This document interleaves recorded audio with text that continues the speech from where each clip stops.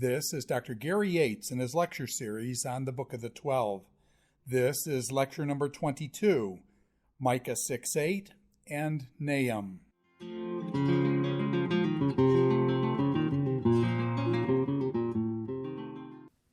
We've reached a turning point in our study of the Book of the 12. We have spent all of our time in the course, in the lectures up to this point, looking at the prophets that God raised up during the Assyrian crisis. And the first wave of prophets in the Book of the 12 are the prophets that you have Amos and Hosea and Jonah from the northern kingdom of Israel. You have a Micah from the southern kingdom. They warn the people of the judgment that's going to come at the hands of the Assyrians. But then we have a group of prophets that God raises up to prepare the people and warn the people about the impending Babylonian crisis in the century that follows. We're going to begin by looking at the prophets that proclaim judgment on nations other than Judah, Nahum and Obadiah. Before we do that, I want to take one last final look at the book of Micah. Most of you are aware that there's a very famous verse and a very famous passage in Micah chapter 6, verse 8. He has told you, O man, what is good, and what does the Lord require of you but to do justice and to love kindness and to walk humbly with your God. And I'm just not sure I could sleep at night knowing that we taught through the prophets and I didn't take at least a brief look at this passage. It is reflective, I think, of the emphasis and the concern throughout the prophets in justice. What we have in the third section of Micah, Micah chapter 6, verses 1 to 8, is again a pattern of judgment and salvation. In Micah 6, God reminding Israel what He really expected and required of them. And then after this passage, here's what the Lord requires: that you do justice, you love kindness, you walk humbly with your God. The reality that follows is that Judah is not doing this, and that's why God's judgment is ultimately going to fall. Micah will say in chapter 7, the godly have perished from the earth, and there is no one upright among mankind. They all lie in wait for blood, and each hunts the other with a net. So doing justice, loving mercy, walking humbly before your God, that's what God demanded and God expected. What we have in the last section of Micah is a reflection of the fact that this is not what Judah was doing, and as a result of this, judgment was going to fall. The conditions in the land are such that there's no righteous on the earth. Micah wails and mourns over the judgment that's coming in light of the lifestyle of the people. That's the only option that's left there. But then there is the message of hope at the end of the book of Micah that God would ultimately act, God would keep His covenant with Israel, God would restore them, and God would forgive their sins. Now, what we have in this passage in Micah 6, 1 to 8 is what we call, and we've looked at some of these, a covenant lawsuit, where God is going to bring the people into the courtroom. The prophet is like the prosecuting attorney, and you have this whole image and scenery developed in Micah 6. The Lord is going to say, arise and plead your reeve, your lawsuit, your case before the mountains. Let the hills hear your voice. Hear the mountains, the indictment of the Lord, the enduring foundations of the earth. So the mountains, the heavens, the earth that were there as the witnesses when Moses established the covenant are there to serve as witnesses in the courtroom proceedings. The Lord reminds the people of His faithfulness to them. He says, what have I done to you? How have I wearied you? Answer you, or give me an answer to this. And then He reminds them of the ways that He's shown His faithfulness to them. I brought you up from the land of Egypt. I redeemed you from the house of slavery. What reason do you have to not be faithful to the covenant responsibilities that I have placed in front of you? Micah chapter 6, verses 6 to 8 is going to address the question. Again, what really does God expect? And the artistry and the way that this is done is just something that I briefly wanted to focus on. The Lord raises the question, with what shall I come before the Lord, and how should I bow myself before God on high? What is it that God really expects? And remember that one of the answers that the people themselves were giving is, well, if we simply fulfill our cultic and ritual responsibilities, we have met our obligations, God will be pleased with us, God is obligated to bless us. And so what Micah does to show that that is an inadequate answer is that he lists a number of offerings and sacrifices that could be brought. And rhetorically, he lists a series of offerings that progressively increase in value to show that even the most valuable offerings and sacrifices that could possibly be made, ultimately even those are not the primary demand that God places on the people. Should I come before the Lord with burnt offerings, one of the basic sacrifices that Israel presented to God, or in the parallel line with an especially valuable animal with calves that are a year old? Okay? Is that really what God wants? The rhetorical question raised. Verse 7, will the Lord be pleased with thousands of rams? Shall I, or with 10,000 rivers of oil? Now we're imagining a sacrifice that no individual Israelite could actually give, but this is the type of sacrifice that a king could present, like Solomon did when the temple was dedicated in 1 Kings chapter 8. If I could present even an offering that magnificent and that expensive, is that what would please God? Then finally, the ultimate offering or the ultimate sacrifice, shall I give my firstborn for my transgression, the fruit of the body, the fruit of my body for the sin of my soul?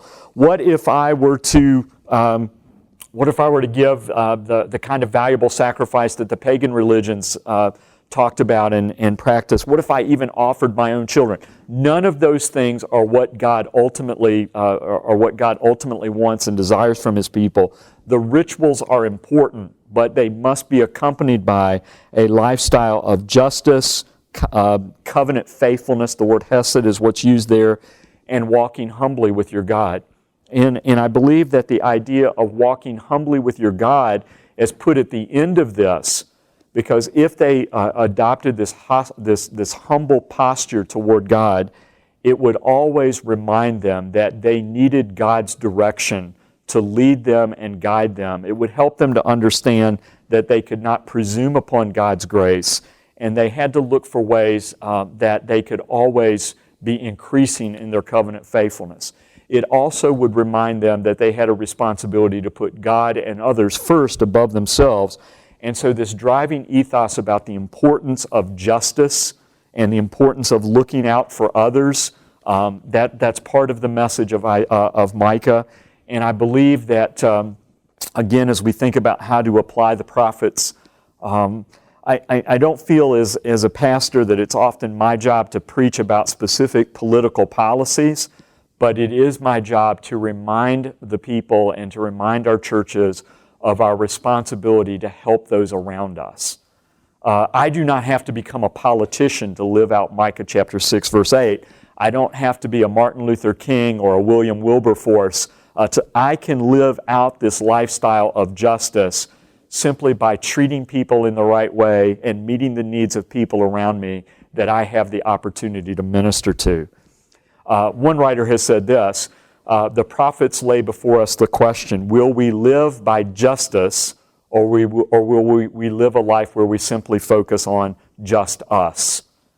And often in the evangelical church, we've lost just the call that God places upon us to care for the needs of others. And we can go through and as individual congregations, who are the people that God is calling us to minister to? Is it underprivileged minorities? Is it people in housing developments that do not have fathers? Is it ministry that extends beyond the borders and boundaries of the United States? Is it immigrants that are coming into our city that maybe need education or resources or help as they adjust? What do we as Christians do about the glut of children that are illegal aliens coming into our country? Our job as Christians is not simply to have the Republican answer to these or the Democratic answer to these, but to allow our ethos to be informed by the Bible and by the ethic of the Old Testament. Will we as rich and wealthy and affluent Christians in the suburbs care about the people not just in other parts of the world, but for the people that live in the inner city and do not have the resources that we have? The ethos of judgment, of justice in the Old Testament is not simply giving people what they deserve, it's ultimately also giving people what they need, and we have a responsibility to do that. If you're interested in reflecting on this further, I would recommend to you just thinking about how we integrate the Old Testament prophets along with with the ethics and the teaching of the Old Testament Torah. David Baker has written a book that is called, the title is Tight Fist or Open Hands, Wealth and Poverty in Old Testament Law. And in that particular book, which is an excellent study, Baker focuses on how the Old Testament law reflects in its context and in its ancient Near Eastern environment a distinctive perspective on the need for concern for those that are poor and in need, for widows and orphans. And there is a distinctive message in the Old Testament law about those things. We often hear today that the Mosaic Law or the Law of Moses is simply another ancient Near Eastern law code. And sometimes when we're first exposed to these law codes and maybe we read the Mosaic Law, it looks like, wow, the Mosaic Law looks just like these other law codes. I can take prescriptions from the Mosaic Law and it looks like things from the Code of Hammurabi. But what Baker demonstrates is that there are unique perspectives in the law that are not true of these other law codes that reflect, the ethos of concern for the poor and justice. And I think this reflects the distinctiveness of the Mosaic Law, and we need to be mindful of that. I'm going to just mention a few things that he talks about. He says, number one, the penalties for infringing property rights in the Bible are much more humane than elsewhere, and they never involve mutilation, beating, or death, which is what you see in these other law codes.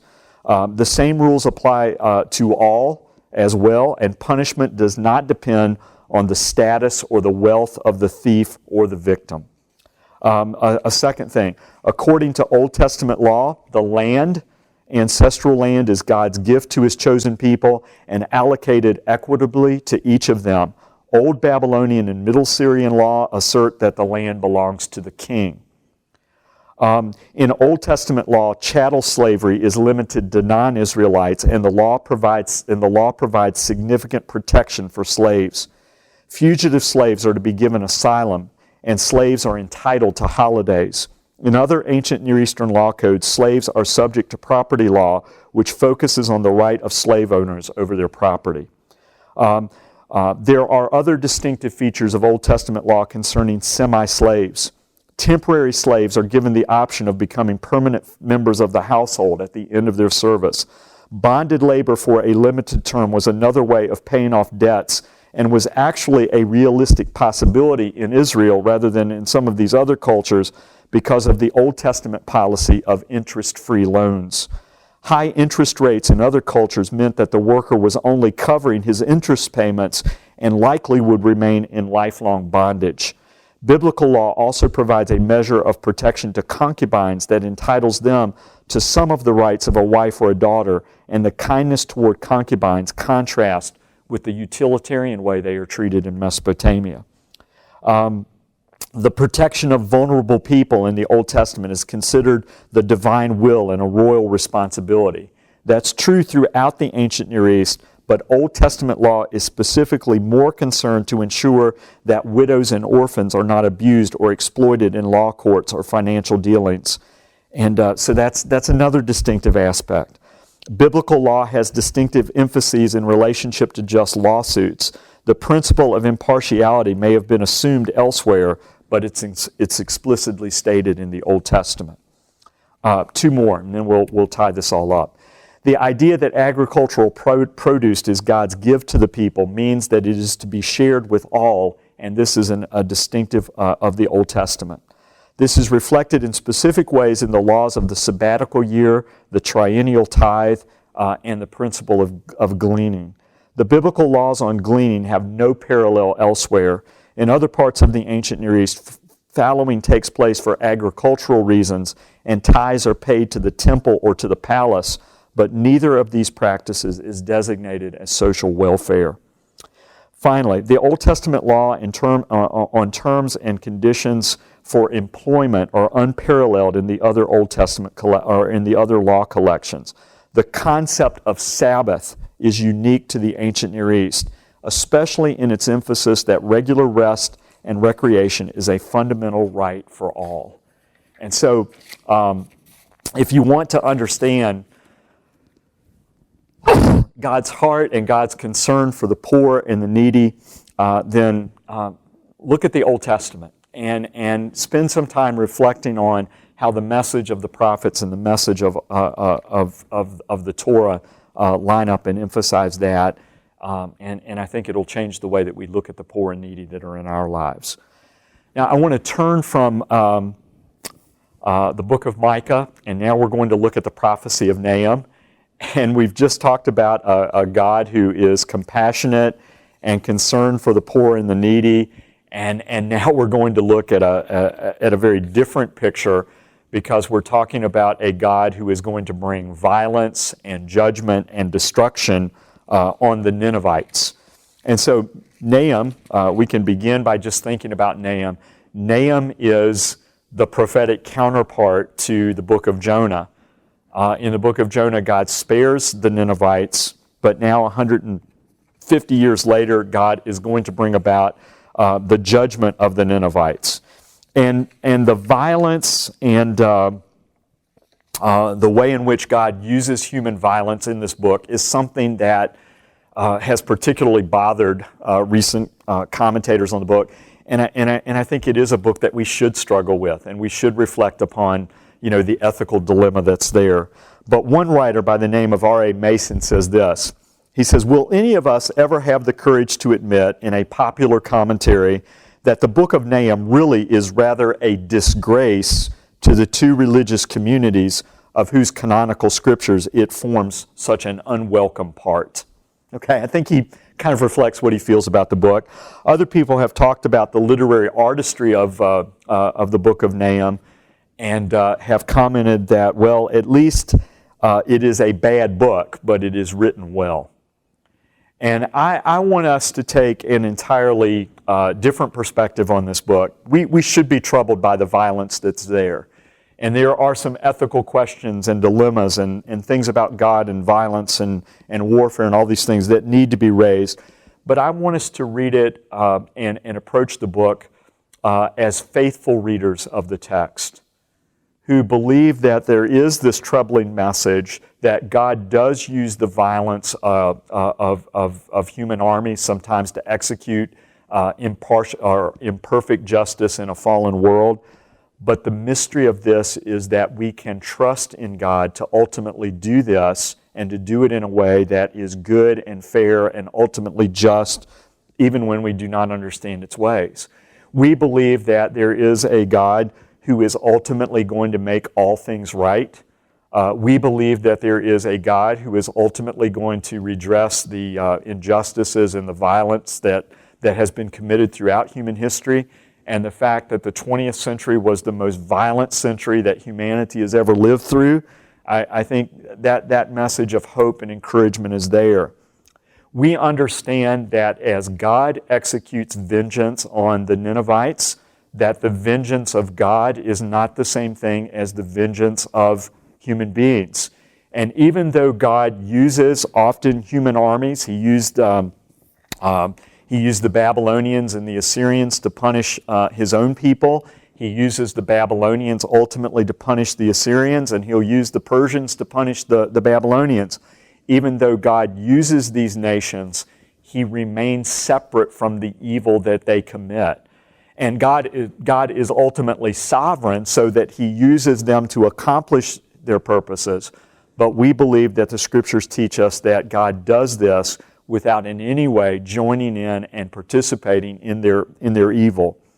Now, as Nahum focuses on the destruction of Nineveh, we should understand that this is not simply an expression of nationalistic rage on the part of the people of Judah against their enemies. Sometimes I read the oracles against the nations and the prophets, and it reminds me of a high school pep rally during homecoming week. And we whip the troops up because we're going out and we're going to fight against the enemy. But these books were not written to express hatred or rage or vindictiveness toward these nations. It is ultimately giving us the hope that a holy God will make things right and ultimately bring about the deliverance of His people. Many people have struggled with the violent God of the book of Nahum or the violence of the book of Nahum. But I want to suggest to us that a greater dilemma and a greater problem is raised for us if we have a God who never addresses the violence and the injustice and the things that wicked empires like the Assyrians do. If God never addresses that, then God truly is a moral monster. The severity of the judgment that is found in the book of Nahum is reflective of the severity of the crimes that the Ninevites have committed. And a final thing, just to kind of provide a backdrop and background for this book is not designed to provide a rationalization for the people of God to execute vengeance or violence or justice on their enemies. It is talking about something that God will do and that God will carry out. So with those kind of caveats and understandings in mind, and just an acknowledgement of the fact that this is a difficult book, I would like us to look at this as the expression of the judgment that a holy God, who is a God of love, who is a God of perfect righteousness, the righteous judgment that God will execute on those who perpetrate the type of violence and oppression that was reflected by the Assyrian armies. Now, when and why God judges individual nations is an issue of God's sovereignty. We often do not understand the timing of this, but I think the lasting message of this book, where God is saying, the Lord is going to judge. I am going to judge the Ninevites for their atrocities and their oppression, especially for the atrocities that they have committed against the people of Israel. It is a reminder to us that God promises that He will ultimately bring this kind of judgment against all of His enemies. The oracles against the nations in the prophets are not just history lessons, but they are a reminder to us that God will judge all nations and all peoples. Now, we've talked about the fact that Nahum is the prophetic counterpart to the book of Jonah. And so I want to just make a couple of brief comparisons about Jonah, or of Jonah and Nahum. In 775 to 760, in the 8th century, Jonah goes to Nineveh. He preaches there, and Nineveh is spared from judgment. And the word ra'ah and evil is an important part of what God is doing there. God commands Jonah to go to Nineveh because of the great evil they have committed, and that great evil has come up before him. God as judge is aware of these things, and the nations of the earth, not just Israel and Judah, are responsible and accountable to God. But in chapter 3, what we see is that when Jonah preaches this message, the Ninevites repent, or they turn away from their evil, their ra'ah, and as a result of that, God relents. We know historically that the Ninevites returned to their violent, imperialistic, military domineering ways very shortly after this. In fact, whatever repentance took place during the days of Jonah, it hardly appears to be more than a ripple across the pond. What lasting effect did this have? We don't know. By 745, Tiglath-Pileser has established the Neo-Assyrian Empire, and he's going to inflict great violence on Israel and Judah and other nations during that time. So they repent of their evil. They very quickly return to their evil. And so in 612, the city of Nineveh is going to be brought down and destroyed in judgment. God is going to use the Babylonian army to accomplish that.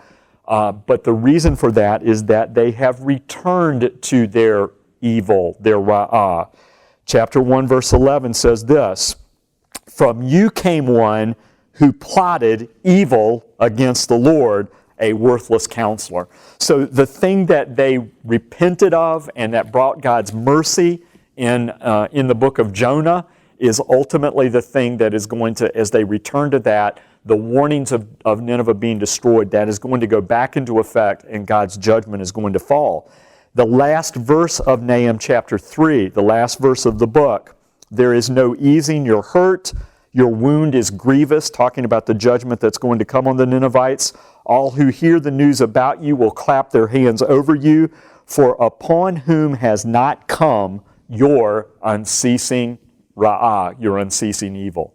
And so they repented of that evil in the book of Jonah, were spared of judgment. They quickly returned to that evil, and the fact that God waited 150 years to judge them and destroy them is in itself a reflection of His continued mercy and compassion.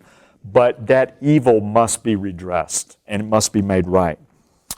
All right, now, another specific comparison between the book of Jonah and the book of Nahum is that both of these prophets are going to allude and reference the confession about God that is found in Exodus chapter 34, verses 6 and 7. Jonah, why did I not want to go to Nineveh? I know that you're a compassionate, gracious God, slow to anger, forgiving sins, and relenting from evil. All right? That passage and that confession is also going to become the basis of God's judgment in the opening chapter of Nahum. Because the second part of that confession in Exodus 34:7 is that God does not excuse the guilty and ultimately holds them accountable for their sin. And so in the same way that Jonah alludes to this confession, Nahum does the same as well. Here's what it says in chapter 1, verse 2. The Lord is a jealous and avenging God, and He has the right to do that because He is a holy God. Divine vengeance is not the same thing as human vengeance. Paul makes that clear in Romans chapter 12, verses 19 to 21. The Lord is avenging and wrathful. We are not to take vengeance into our own hands. We are to leave that with God. But here comes the reference to Exodus 34. The Lord is slow to anger and great in power, and that's why God has spared the Ninevites. That's why God relented during the days of Jonah. That's why God has given them 150 years to somehow get their act together. But the Lord will by no means clear the guilty. And then as a result of that, in light of their sin, in light of the fact that He cannot clear the guilty, God is about to march on them as a warrior. This connection with Exodus 34, 6, and 7 is also part of the reason that we have the book of Nahum following the book of Micah in the book of the 12. When we go back to the end of the book of Micah, God is going to restore Israel, even though they have not been a people that have practiced justice, even though they have not done the things that God commanded them. God will ultimately forgive them. And the reason for that is God will deal with His people on the basis of Exodus 34:6. Micah says, "Who is a God like you, pardoning iniquity and passing over transgression for the remnant of His inheritance? He does not retain His anger forever because He delights in steadfast love. He will again have compassion on us. He will tread our iniquities underfoot. He will cast all of our sins into the depths of the sea. You will show your covenant faithfulness to Jacob and your chesed to Abraham, as you have sworn to our fathers from the days of old." So in the linkage of the book of Micah and the book of Nahum, we have a contrast here. We have God forgiving and restoring the people of Israel and actually waging war on their sins, treading them under His foot, casting them into the depths of the sea. God is going to act to restore His people. However, in the book of Nahum, we have the opposite. We have God as a vengeful and a wrathful God executing His justice because the Ninevites have had their chance to repent and have taken advantage of God's grace. And as a result of that now, God is going to declare war as well. He's going to come again as a warrior, and He will destroy the Assyrians and fight against them. Okay? So Exodus 34, 6, and 7 is important to the message of Nahum. I want us to think about the ultimate basis and the reasons for God's judgment against the Ninevites. Julie Woods, in an article in the Themalius Journal, talks about the specific sins of Nineveh that are listed in this book. In chapter 1, verses 9 and 11, they are guilty of plotting against God. In chapter 1, verse 14, they are guilty of idolatry. And the judgment that the Lord is going to bring against Nineveh is ultimately going to be a judgment against their idols. Verse 14 says, "The Lord has given a commandment about you. No more shall your name be perpetuated. From the house of your gods I will cut off the carved image and the metal image." So when God destroys and when God judges the Assyrians, He's also going to judge their false gods. The Lord also says in that verse, I will make your grave for you are a vile people. So the third sin, they have committed violence, they've done vile acts that are an abomination to God. Chapter 3, verse 1, they are a bloody city, and so the Lord will judge them for their shedding of blood, their plunder, the violence that they have committed against the nations. And when we see that reference to Nineveh as a place of bloodshed in chapter 3, verse 1, again, it reminds us that the basis and the foundation of God's judgment of the nations is their violation of the Noahic covenant. Whoever sheds man's blood, by man shall his blood be shed. The Noahic covenant placed on humanity a responsibility to restrain violence and bloodshed. The problem is that empires and armies like the Babylonians and the Assyrians, they perpetuated that bloodshed. Isaiah 24, verses 1 to 5, the Lord will judge the earth because they have violated the everlasting covenant. They have not kept its statutes. And then in that same context, in Isaiah 26, verse 21, the Lord will ultimately, the earth will disclose the blood that is in her. God cannot simply excuse that. The blood is crying out for justice.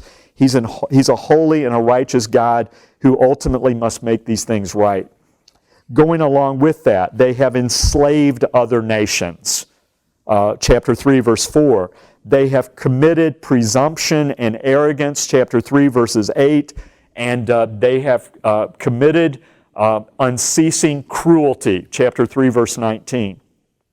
It's interesting that the only two books in the Hebrew canon that close with a rhetorical question, again, another parallel between Jonah and Nahum, are these two books.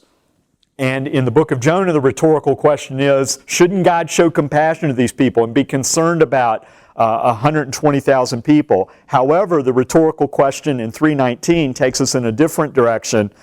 Shouldn't Assyria and the Ninevites be punished for the unceasing evil that they have committed? And the answer to that is yes. God cannot allow this to go unanswered.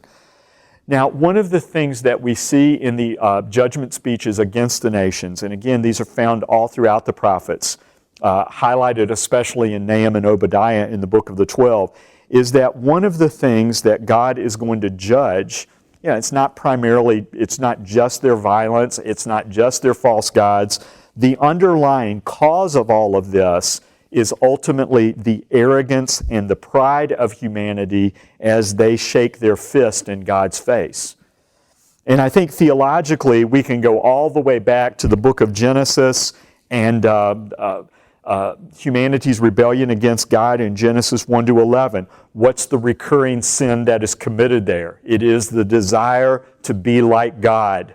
That's ultimately why Adam and Eve eat the fruit. They want to be like God and make up their own rules. Genesis chapter 4, Cain wants to be like God and decide how and why he receives God's blessing, and also to make the God-like decision, this is who lives and this is who dies. Lamech, Genesis chapter 4, he makes his own rules up about marriage and becomes the first polygamist.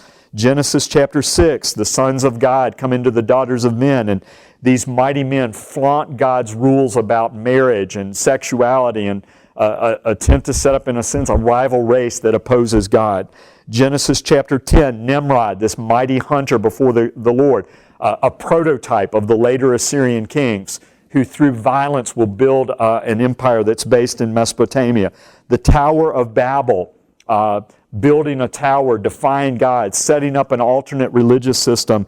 And so in Genesis 1 to 11, we have humanity in rebellion against God, setting up a kingdom of man, shaking their fist in God's face and wanting to be like God. The Assyrians are the epitome of that type of arrogance and pride. And Isaiah talks about this as well when he talks about God's judgment of the nations and the pride that's the underlying basis of this. When the final judgment falls on the human race, Isaiah says this, "Enter into the rocks and hide in the dust. The haughty looks of man shall be brought low, and the lofty pride of men shall be humbled, and the Lord alone will be exalted in that day. For the Lord of hosts has a day against all that is proud and lofty, against all that is lifted up, and it shall be brought low. And so humanity has exalted himself against God. In fact, the same terminology that is used in Isaiah 6 to talk about, I saw the Lord seated on his throne, high and lifted up. He is ultimately the one that is exalted. That's the same terminology that is used to describe humanity here in their pride, in the attempt to exalt themselves against God. And so the prophet Isaiah, when he talks about the judgment of the nations, he specifically is going to focus on their pride. Chapter 13, verse 11, I will put an end to the pomp of the arrogant, and I will bring low, or I will lay low, the pompous pride of the ruthless. Verse 19, Babylon, and they're an epitome of this kind of human pride as well. Babylon, the glory of kingdoms and the splendor of the pomp of the Chaldeans, they will become like Sodom and Gomorrah when I overthrow them. The arrogant king of Babylon, who thinks that he will rise above the stars of God, he expresses this pride. He says, I will ascend above the heights of the clouds. I will make myself like the Most High. And in chapter 14, we see him in judgment coming down to Sheol and falling from the sky like the morning star in the early dawn. Chapter 13, verses 6 and 7. It was not just the great nations that did this. Even the people around Israel and Judah, the smaller, tiny nations, even the Israelites themselves are part of this.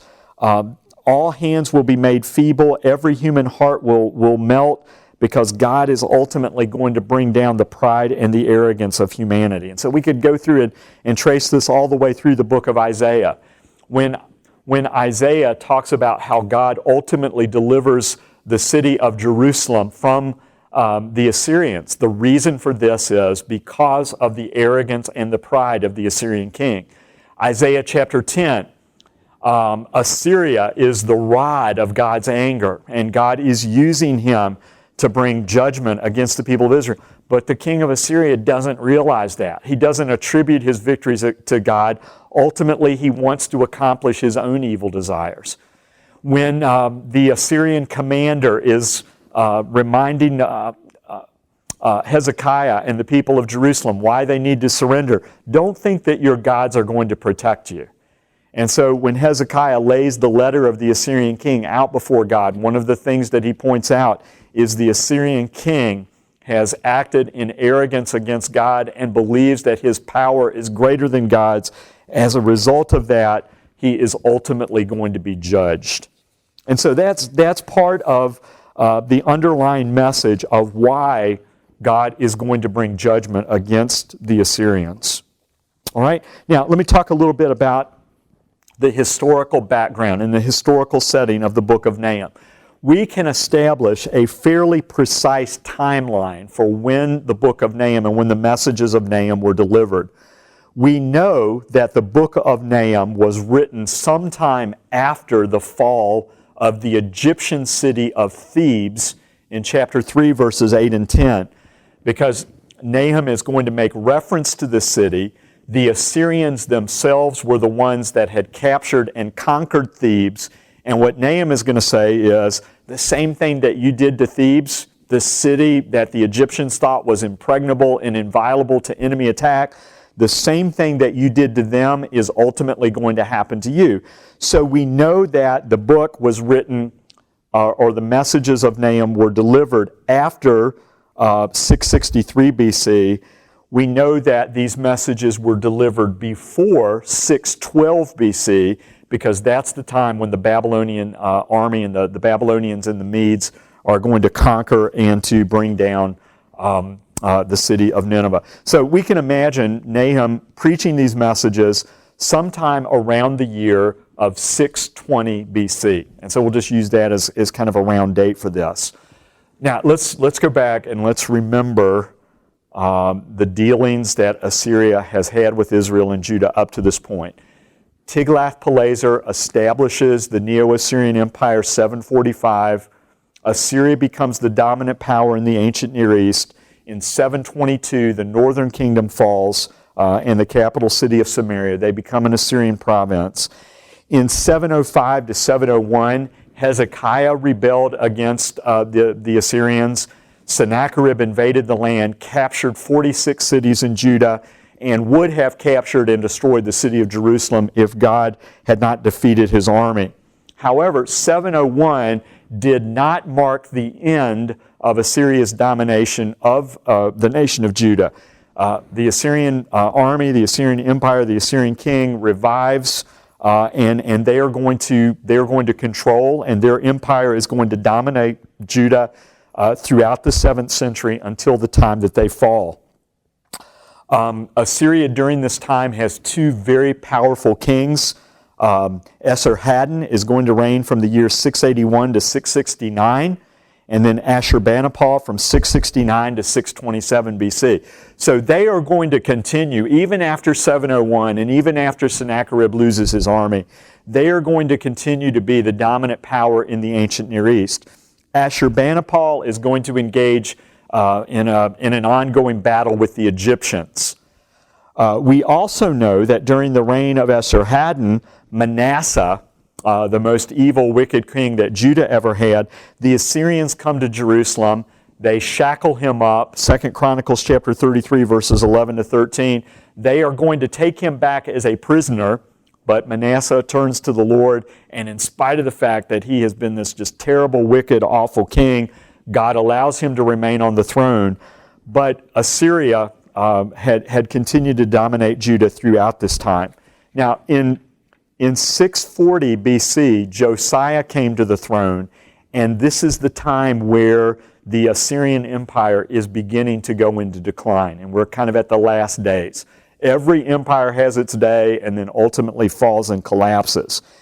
And so in Josiah's day, the Babylonians are going to become a power that Assyria is going to reckon with and have to reckon with. And as Josiah is looking at this, he sees the rise of the Babylonian Empire as a positive thing. He hopes that the decline of the Assyrians will enable him to reestablish the independence of Judah. And beyond that, I think his desire is to take back territory that was lost in the north and then to carry his religious reforms into the former northern kingdom of Israel. And so Josiah is looking at this. He sees the decline of Assyria and the rise of Babylon as a positive thing. And ultimately, Josiah was killed in battle in 609 BC because he sort of intervenes in all of this and attempts to prevent the Egyptians from marching up to help the Assyrians in their conflict with the Babylonians. God had warned him not to become involved in this. And the prophets are going to warn the kings, hey, look, you're not to look to political solutions. Josiah, in spite of all the great things that he did, ultimately does make a mistake here, and he is killed in battle by the Egyptians as they march up to help the Assyrians in 609 BC. He's killed in Megiddo. The Assyrians take a different perspective on this than Josiah did. They believe that helping the Assyrians and propping up the Assyrians will keep the Babylonians from encroaching on them. But ultimately, the judgment that Nahum is talking about and God going out as a warrior, these things are going to be carried out by the Babylonians and their king and their leader, Nabopolassar. All right? Babylon had been a thorn in Assyria's side throughout the time of the Neo-Assyrian Empire. And so the Assyrians were kind of historically the great power in northern Mesopotamia. Babylon had been at the center of the great kingdom and empire in the southern part of Mesopotamia. And so even during the days of Hezekiah, back in the 8th century, Babylon and their ruler Merodach Baladan were looking for a way to throw off Assyrian control. And in Isaiah chapter 39, we have a passage where envoys and delegates come from Babylon. Hezekiah shows them the treasures of the kingdom, and Isaiah condemns him for that. It seems like as Hezekiah is trying to work out what's going on in this Assyrian crisis, he is trying to demonstrate to the Babylonians that he is a worthy covenant partner. Ultimately, Merodach-Baladan was not able to fully or completely reestablish the independence of Babylon. But in the year 627 and 626 BC, that's exactly what Nabopolassar is going to be able to do. The Assyrians had an appointed governor that they used to rule over Babylon and to keep control there. But in 626, Kandalanu, the Assyrian appointed governor of Babylon, is going to die. And as a result of that, there is going to be this Chaldean usurper, Nabopolassar. He is going to assert Babylon's independence. He's going to drive the Assyrians out of Babylon, and now this is going to be the beginning of the Babylonian Empire, the Neo-Babylonian kingdom. Ultimately, the Neo-Babylonian Empire will replace Assyria, and it will become the bully on the block that Judah has to deal with. It will become the instrument of God's judgment against Judah in the same way that Assyria had been. So Nabopolassar establishes the independence of Babylon in 626 BC, and then a further act of brilliant military strategy is going to form an alliance and a coalition with the Medes. And as the alliance of the Babylonians and the Medes, as they march against the Assyrians, they're going to be too powerful for the Assyrians to handle. And in 614, they are going to capture the city of Ashur. In 612, they are going to capture and destroy the city of Nineveh. And so they're going to bring down. That is the fulfillment of Nahum's prophecies. In 609, what's left of the Assyrian army is defeated at Haran, and this is really essentially the end of the Assyrian Empire.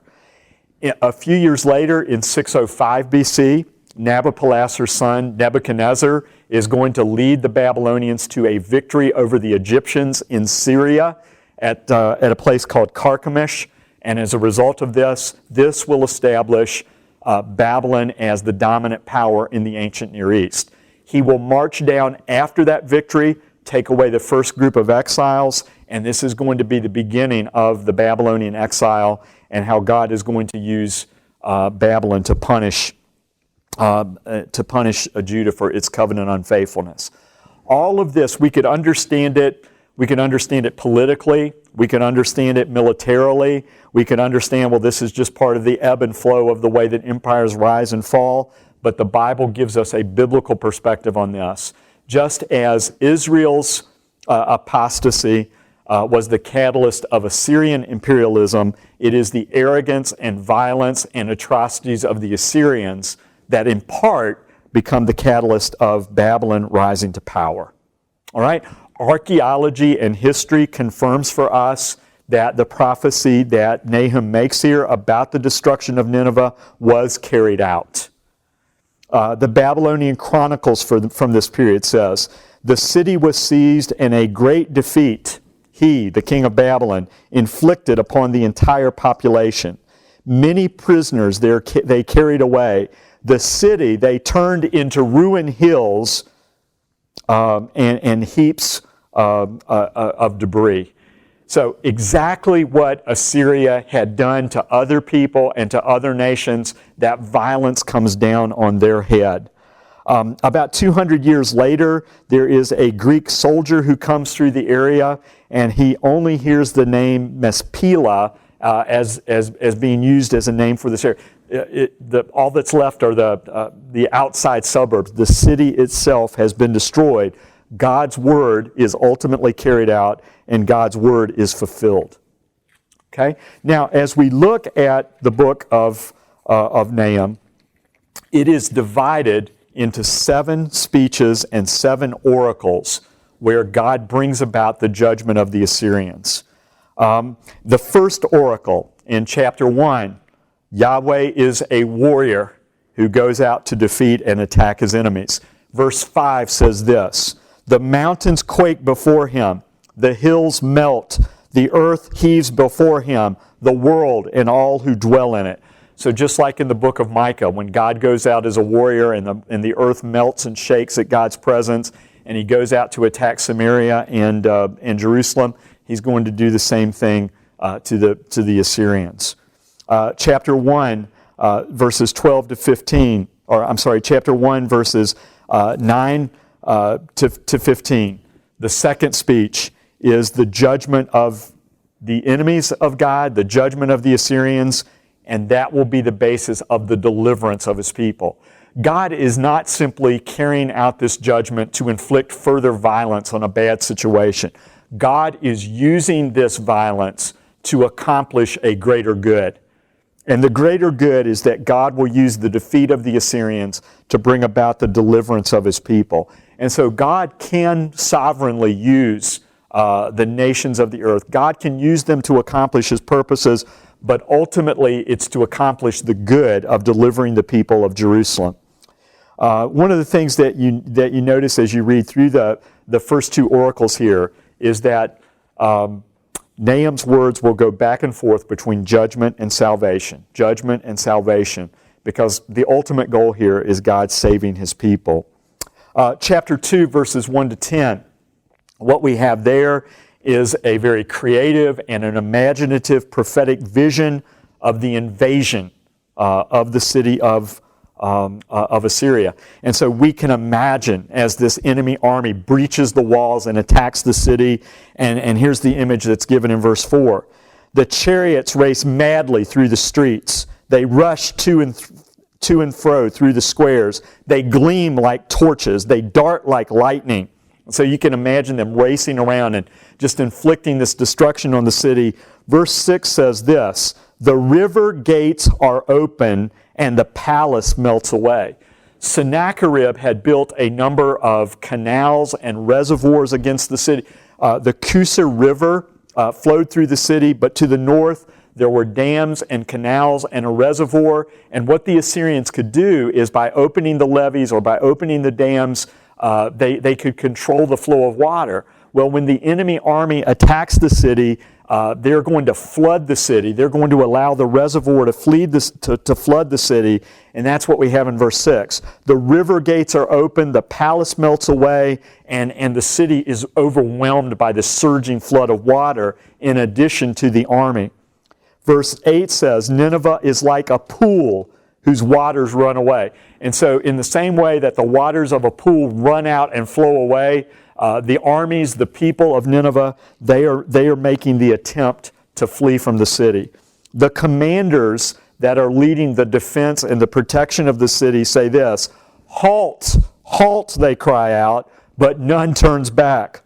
"Plunder the silver, plunder the gold. There is no end to the treasure of the wealth of all the precious things."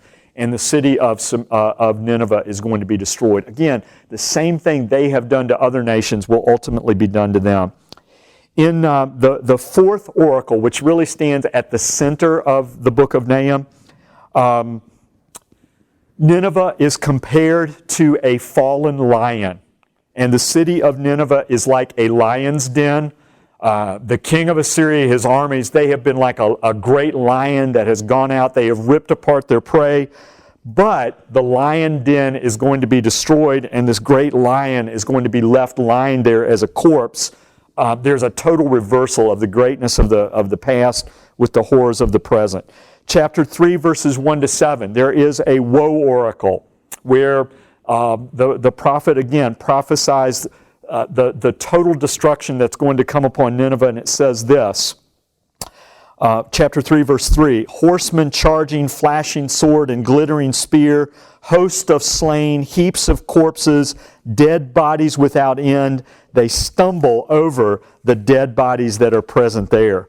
And when I think about the dead bodies and the piled up corpses, again, we think about what the Assyrians had done to other cities. Now this is happening to Nineveh itself. Ashur-nasirpal says this, "I captured many soldiers alive," one of the cities that he's conquered. "The rest of them I burnt. I carried off valuable tribute from them. I built a pile of live men and heads before the gate. I erected on stakes 700 soldiers before the gates. I razed, destroyed, and turned into ruin the ruin hills, the city. I burnt their adolescent boys and girls." Now the same thing is falling on Nineveh. Nineveh is compared in this passage to a prostitute. She has enticed and lured the other nations through her wealth and power into an alliance or a relationship with them. And then she has used that enticement to plunder those nations and to destroy them.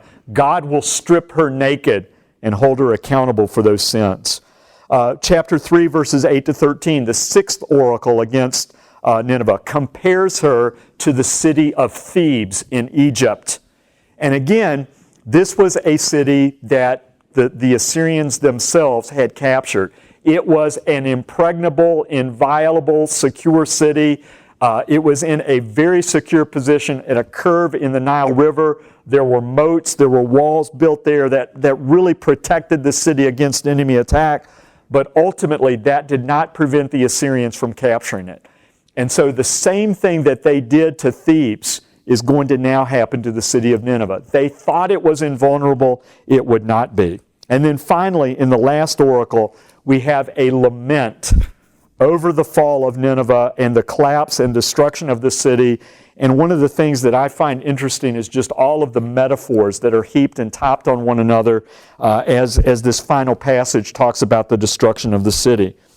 In chapter 3, verse 13, the women that protect the city, they have become like women. They are afraid and fearful of what is about to happen. The walls and the fortresses, the city of Nineveh itself in verse 12 has become like fig trees. Their fruit is ripe for the picking, and they will be shaken and they will fall into the mouth simply and easily of the Babylonians when they shake the tree. Chapter 3, verse 11, their warriors are like drunk men, and they are going to stagger under the devastating destruction that they experience. Verse 15, the fire will devour you. The sword will cut you off. It will devour you like locusts, and your enemies will multiply like the grasshopper. The same images used in the book of Amos, fire and locusts and lions, are the same images that are now used in Nahum to talk about the destruction that's going to come upon the Ninevites.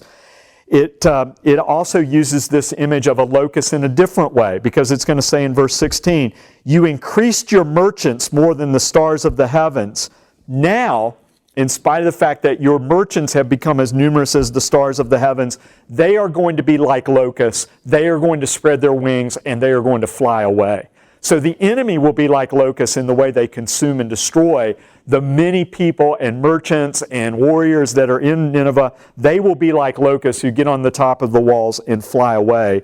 And all of this is portraying in 7 different speeches with a powerful number of images, the judgment that God is going to bring upon the Assyrians.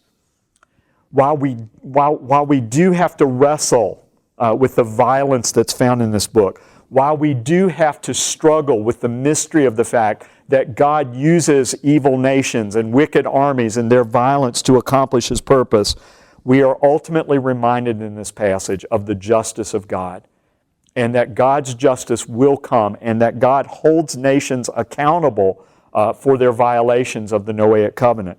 This is not just a history lesson.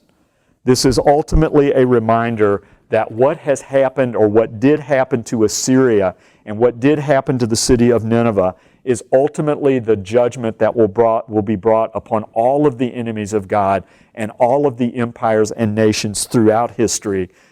There's a warning in this passage as well as a history lesson, and a reminder to us of the holiness and the justice of God. Ultimately, God would bring about this judgment to save His people.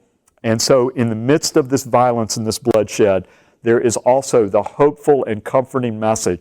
God will rescue, God will deliver His people, and what will follow this terrible time of judgment and violence is the salvation, deliverance of His people, and the peace of God's kingdom. There is judgment and salvation in the message of Nahum, just like what we see in the message of the other prophets.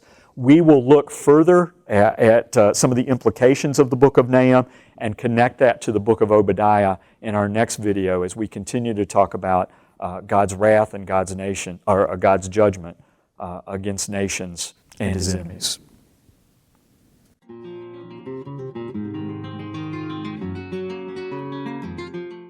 This is Dr. Gary Yates in his lecture series on the Book of the 12. This is lecture number 22, Micah 6:8 and Nahum.